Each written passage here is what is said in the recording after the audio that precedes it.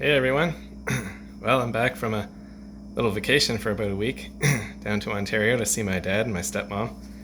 Had a good time down there, did some fun things, and now I'm back and got back yesterday, and I'm back to doing videos again. And today I'm doing another classic movies and TV actor and actress of the day video.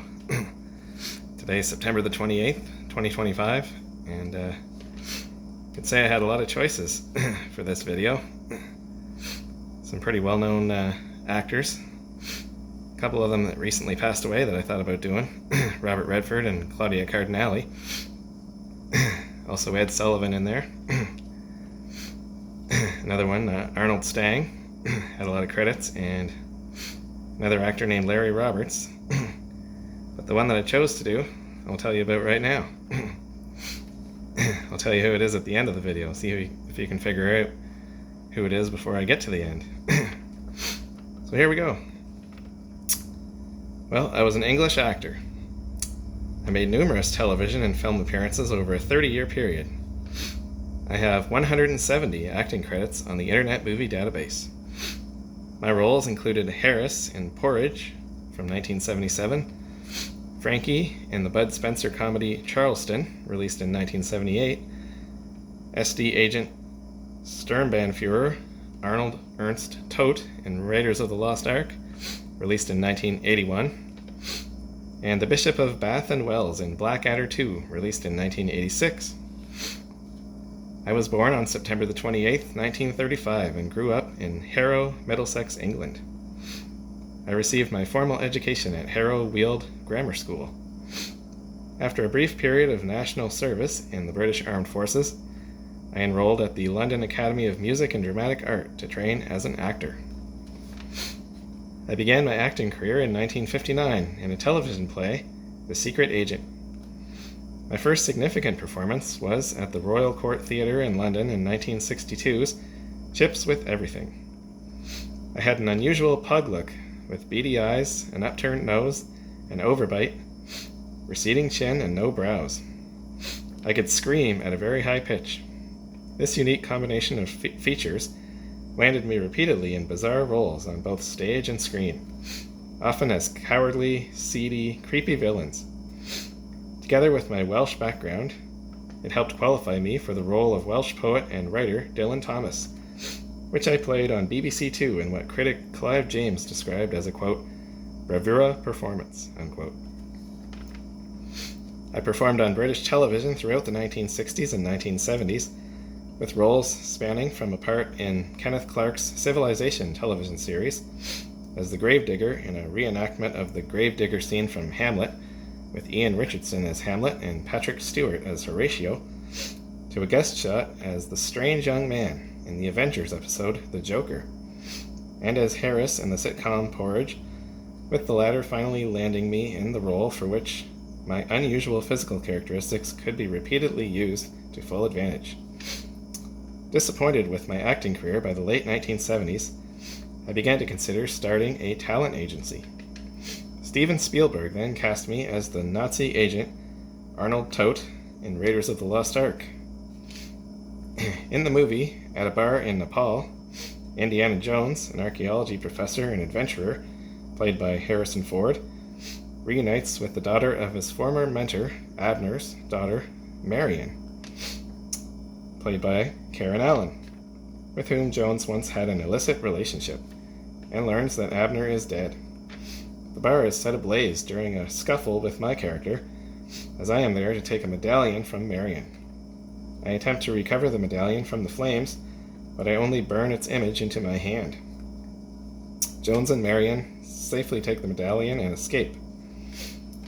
Later, on an island in the Aegean Sea, Jones ambushes my Nazi group and threatens to destroy the Ark of the Covenant, the Ark of the Covenant, but surrenders after Jones's rival archaeologist, employed by the Nazis, René Belloc, played by Paul Freeman, deduces that he would never destroy something so historically significant, also surmising that Jones wants to know if the Ark's power to make an army invisible is real. The Nazis restrain Jones and Marion at the testing site as Belloc ceremoniously opens the Ark, but finds only sand inside. At Jones's instruction, he and Marion close their eyes to avoid looking at the opened Ark, as it releases spirits, flames, and bolts of energy that kill Belloc, me, and the assembled Nazis before sealing itself shut. I followed this with villain roles for the next 5 to 6 years. Sahara, released in 1983 with Brooke Shields. Flesh and Blood, released in 1985 with Rutger Hauer and Jennifer Jason Leigh. And Red Sonja, released in 1985 with Arnold Schwarzenegger and Brigitte Nielsen. In this movie, my character, Eichel, the aide-de-camp of Queen Gedrin, played by Sandal Bergman, and Gedman's army, intervene at a temple where Varna, Red Sonja's sister, played by Janet Agron, is in an order of priestesses preparing to banish the Talisman, a mystical light-powered relic that created the world and all living things. The Talisman can be used and touched only by women. Men vanish if they touch it, and has become too powerful to control. My character and Gedrin's army slaughter most of the priestesses and shield maidens before they can imprison the Talisman in permanent darkness. Later, my character, realizing Gedrin is insane when she refuses my pleas to stop using the unstable relic, plans to escape with bags of the kingdom's gold. Sonja confronts Gedrin in her council chamber and kills her wizard, played by Tutti Lenkow, while Calidor, played by Arnold Schwarzenegger, and Falcon, played by Paul Smith, deal with her guards in the castle's dining hall. My character is stopped by Tarn, played by Ernie Reyes Jr., at the entrance and is crushed to death by the door. In 1982's Firefox with Clint Eastwood, I played Semilovsky, a Russian scientist helping the West behind the Iron Curtain. In the movie, a joint British-American plan is devised to steal the MiG-31 Firefox, a highly advanced Soviet fighter aircraft. I then made 2 movies for ICE International Films, Assassinator, starring alongside John Ryan and George Murcell, and Into the Darkness, starring with Donald Pleasance, John Ryan, and Brett Paul. I performed comic monologues on The Green Tie on the Little Yellow Dog, which was recorded in 1982 and broadcast by the British Channel 4 in 1983. In 1984's The Adventures of Buckaroo Banzai Across the Eighth Dimension, an adventure science fiction comedy film directed by W.D. Richter, I played President Widmark. The film centers upon the efforts of the polymath Dr. Buckaroo Banzai, a physicist, neurosurgeon, test pilot, and rock star, to save the world by defeating a band of interdimensional aliens called Red Lectroids from Planet 10.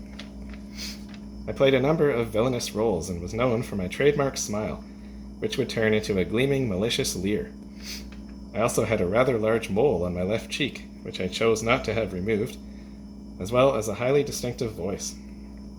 In 1983's Trenchcoat with Margot Kidder and Robert Hayes, I used the mole as a beauty mark in my role as Princess Aida, a mysterious drag queen on the island of Malta. My other drag role was in Invitation to the Wedding from 1985, in which I played a husband and wife couple. I married twice, first to the actress Mella White in 1962. She married me under the name Brompton, as this was her second marriage. We had 2 children, including Rebecca, an actress best known for playing Dr. George Woodman in Casualty, and Hilary in May to December, and for her stage work in the West End and the Royal Shakespeare Company, and a son, Jonathan, an actor. Following our divorce, I married stage actress Joanna Baker in 1972, with whom I had a son.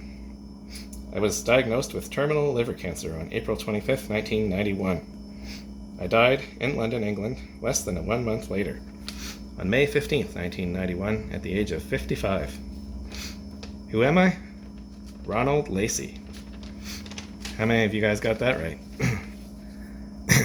Well, I hope you all enjoyed this video, my second classic movie and TV actor or actress video that I've done.